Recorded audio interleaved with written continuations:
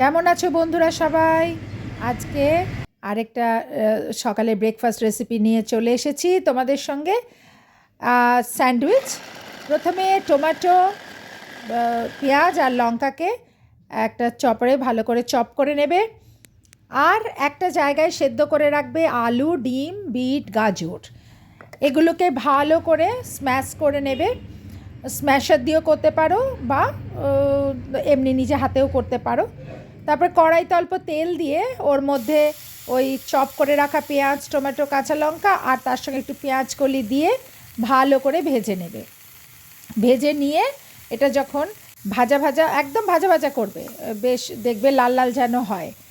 আর তারপরে ওর সঙ্গে মিলিয়ে দেবে সেদ্ধ করে রাখা আলু, গাজর, বিট আর ডিম সেদ্ধটা দিয়ে এটা ভালো করে মাখবে।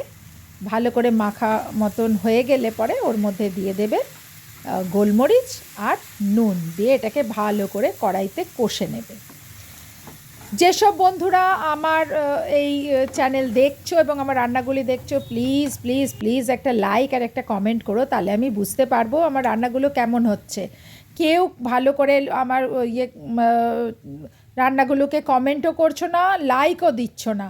একটু প্লিজ প্লিজ একটা পাত্রে একটু ময়দা, একটা ডিম আর একটু অরিগ্যানো ভালো করে ফেটিয়ে নেবে।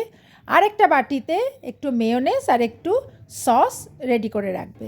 মেয়োনেজ আর সসের একটা প্রলেপ পাউরুটিতে লাগিয়ে সেই আলুর পুরটা দিয়ে আরেকটা পাউরুটি ওর উপর দিয়ে ব্যাটারে চুবিয়ে পাউরুটিরই একটা ব্রেড ক্র্যাম্ব বানিয়ে ওর মধ্যে একটু লাগিয়ে সোজা দিয়ে দেবে ফ্রাই প্যানে। ফ্রাই প্যানে এপিট ওপিট করে নিলেই হয়ে যাবে স্যান্ডউইচ। খেতে খুব ভালো হয়েছিল। তোমরা খেয়ে আমাকে বলো যে কেমন হয়েছে। সবাই খুব ভালো থেকো। অনেক ধন্যবাদ।